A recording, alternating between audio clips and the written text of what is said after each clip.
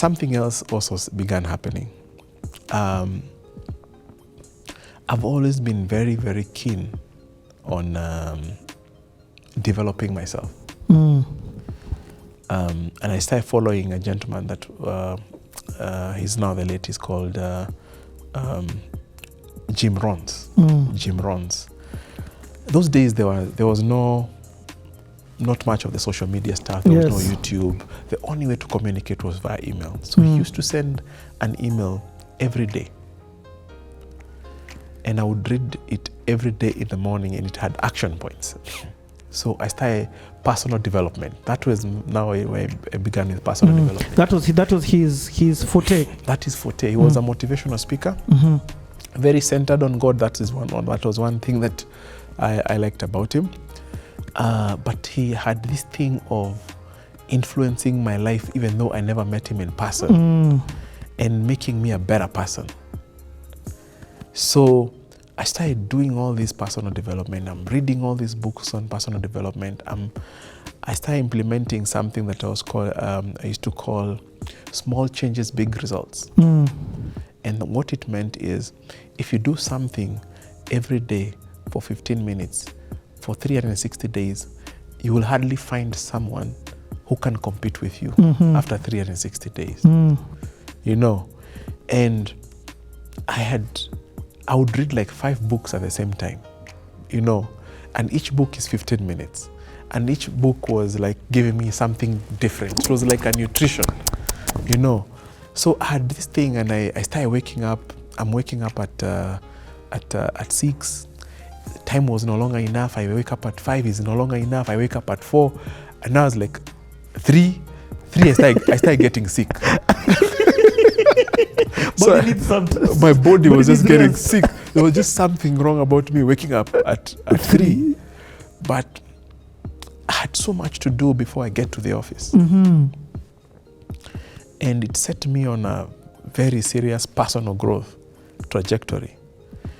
I was so confident. In fact, it's like I just discovered the power of the potential in me was even scary. You know, it was scary. So he helped me now to even start setting goals and how to implement them personally. You know, not my personal, not those things you do in the office. Yes, I get. Character.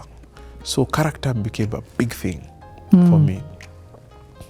So I stayed in AR until 2003. At this time, are you still living at home? I'm still living First at home. job. Now you're the breadwinner. I'm the breadwinner.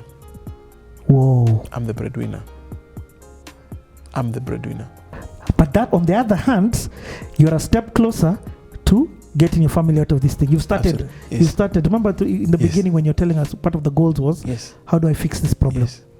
So it was clear. I'm the breadwinner. How did it feel to finally make that, to go back to make money? It was extremely liberating, not for myself, but for my entire family. I saw how my mom worked so hard, my dad, how he struggled, and it was like this dark cloud was suddenly lifting. You know, it was suddenly lifting. There was something happening that was for once positive after a long time. After a long time. By the when I got admitted into university, there are people who said I will never join it because my parents can't afford. But God did it. In university too, also I got bursary. What? Because of your performance and your application for it. I mean, it was just, I was a needy case from the entry point. You know? Help. You got help. You get help was, you know, the way it was, they used to disburse, it was according to your needs. So I got the highest allocation. Which meant full scholarship. At least for most of it. Yes. For most of it. Oh, that's powerful. Let's take a few minutes to talk about help. Yeah. I've been fortunate, and I realized that later on that not to need that because of my parents' financial situation. But explain to me help, like and the impact that it has in society. I'm telling you, if there was no help, you will not be seeing some of the amazing lawyers you are seeing during the Supreme Court petition. Many of the great minds have come through because of that support from help. And it's a very noble idea, and that's why it's so important for us to honor our debt. I was going to bring that up. To pay it, basically pay back because you're holding something for someone else. And for me, I started paying it from my first salary. No way. Yeah, from my first salary, we were paying help. So it helped to, to avoid this thing of trying to talk to who is who and who is who to help you, and burden someone.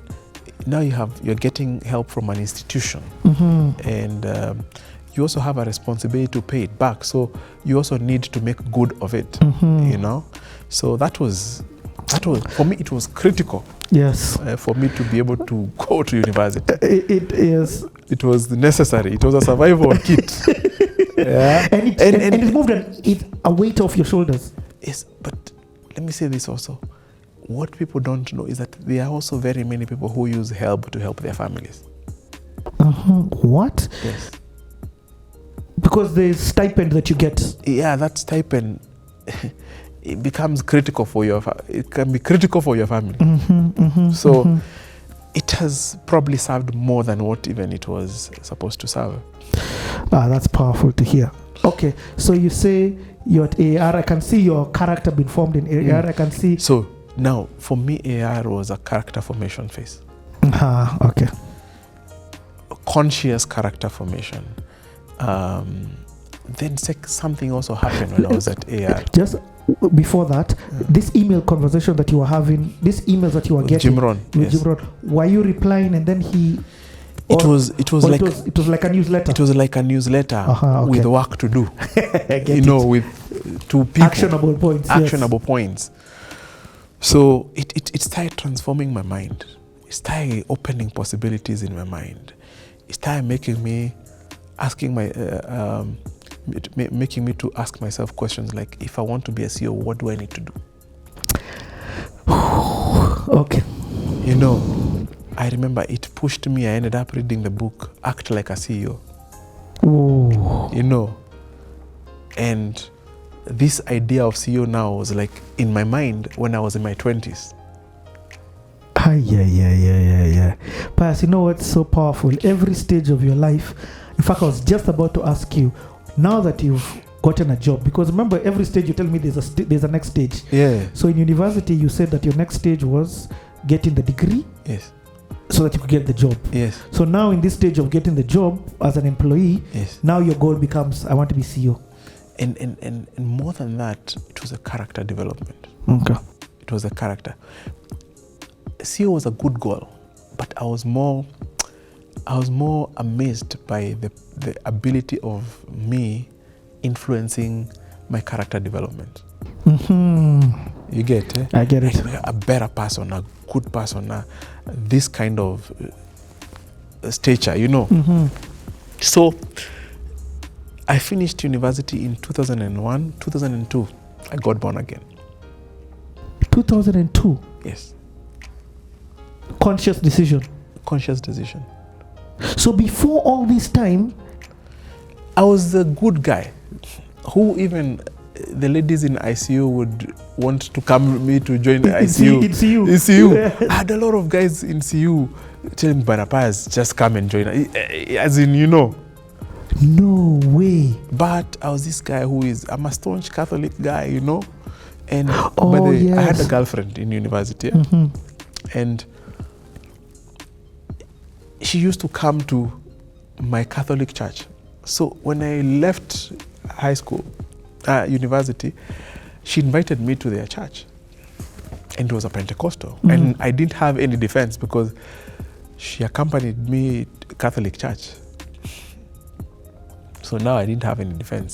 So I went to the church and I'm like, wow, that word, it was mine. Then the following Sunday I said, I want to come to that church again, Nairobi Lighthouse Church. I'm like, wow. I started going to Nairobi Lighthouse Church. That was another turning point in my life. Oh man. Rebecca Don's dad, is that the one? Mathini. Pastor Don. Yes, Pastor Don. Mathini. Yes. Pastor Don Mathini. Yeah. So I started going to Nairobi Lighthouse Church. I'm not born again yet, but I'm going to Nairobi Lighthouse Church. And now I'm coming from a family where generations have been going to, are staunch Catholics. So back at home, mom is like, what is going on? And I'm like, Mom, I'm just finding this is where I'm growing.